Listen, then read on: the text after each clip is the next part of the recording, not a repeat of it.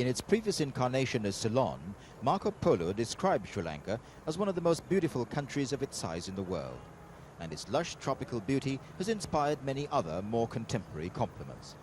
But communal strife in this paradise has taken the country to the brink of civil war. Of Sri Lanka's 15 million people, 75% are Sinhalese and mainly Buddhist, and about 20% Tamil and mainly Christian. The minority Tamils have long felt discriminated against, and after violent clashes in 1983, an ongoing guerrilla campaign and government reprisals, some Tamil politicians are now demanding a separate homeland. It's a demand the Sri Lankan government is not about to consider in the current climate. There's no prospect of getting any kind of solution so long as people go on saying they want a separate state. Our problem is that you have to convince the majority of the country, about 80–85% of the country, will accept some kind of compromise. This you cannot do when a group are saying, well, what we want is a separate state. That is the reality we have. If the idea of a separate state is put away, or at least into cold storage for some time, and the acts of violence are put away or suspended for some time, then you would create the necessary atmosphere for some kind of political dialogue and compromise. We tried for many years to take a different way, ignore the acts of violence, ignore the fact that there was a group calling for a separate state, and try to produce a political compromise. Our experience is that we have not succeeded in that. Some people blame us, we blame the rest, but the fact is it has not succeeded. And the minister made this admission about Tamil allegations of indiscriminate reprisals by the Sri Lankan army. One of the biggest problems we had was they were unused to being blown up. And people that told us, look, you know, we were driving in a truck with somebody, and the next thing I found was his head in the pool of water and his arm on a tree, and for half an hour I really didn't know what I was doing. Now, much as we understand the human reaction in that, we can't accept that as a way on which a organized force can work. But now, with more experience of this, or being blown up more often, shall we say, they're much more in control of themselves. And the reprisals, these refugees in July '83 went not because of military ones, but because ordinary people had some action.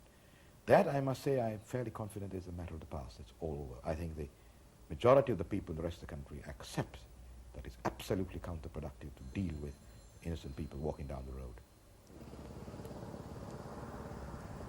One of the major factors in Sri Lankan political life, and especially in the current conflict with the Tamils, is the overwhelming dominance of the Buddhist religion.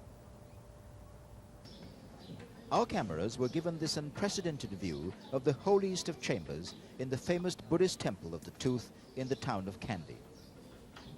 Religious tradition holds that this elaborately gilded casket contains the Buddha's left eye tooth, and the story goes, whoever retains the tooth holds the kingdom. The more traditionalist conservative Buddhists believe this makes Sri Lanka a citadel of the purest form of their religion, and they insist on a role in the political life of the country. At a recent all-party conference to discuss the future direction of politics here, it was the Buddhists who resisted all moves to give the minority Tamils any greater say in how the country is run. But ministers claim they're working on a compromise which will satisfy the mainly Buddhist Sinhalese if the Tamils agree to new talks.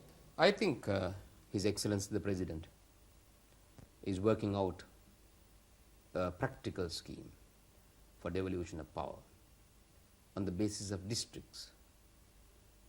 I think this scheme will be acceptable to the vast majority of the Sinhalese people.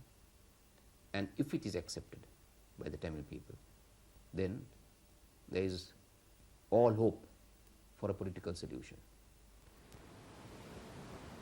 Until that time, Sri Lanka's economy will continue to go through difficult times. Hotel occupancy since the riots in 1983 has been down by nearly 40%. And despite a variety of cut-price package offers, leading hoteliers have been unable to attract visitors. In the past, tourism in Sri Lanka has been a major foreign exchange earner. That's one reason why Mrs. Thatcher is being given the kind of welcome usually reserved for visiting royalty. In the last 24 hours, Union Jacks have sprouted everywhere. Few people in the street know about the visit, and fewer still would seem to care. But the Sri Lankan government has attempted to combat this lack of interest by advertising the reason for her coming here with posters stuck on primitive street-side water tanks. This, of course, is why Mrs. Thatcher's here, to formally open the Victoria Dam, built almost entirely by British aid money, 120 of the £145 million the Sri Lankan government managed to persuade other countries to lend it on easy terms. Sri Lanka specializes in getting overseas money for projects like the Victoria Dam. 60% of all government expenditure here is met by aid. No other country gets more. But government ministers insist that this does not harm the Sri Lankan economy, and they're looking for more money to build more dams. However ministers may choose to put it, the economic survival of Sri Lanka, its ability to get more aid money for big projects like the Victoria Dam, could eventually depend on how the government manages to defuse the potentially explosive Tamil issue. Two facts govern that perception. It was the Tamil issue which forced the cancellation of an early attempt to open this dam last September, and the mainly Tamil North, which Mrs. Thatcher wouldn't see about 150 miles from here, is still cordoned off for security reasons and banned to tourists and journalists. Given that consideration, one diplomatic view here is that it seems unfortunate that Mrs. Thatcher won't be able to meet on this trip any of the 14 Tamil MPs expelled from Parliament in Colombo for refusing to denounce the idea of a homeland for their people. Trevor MacDonald, ITN, at the Victoria Dam in central Sri Lanka.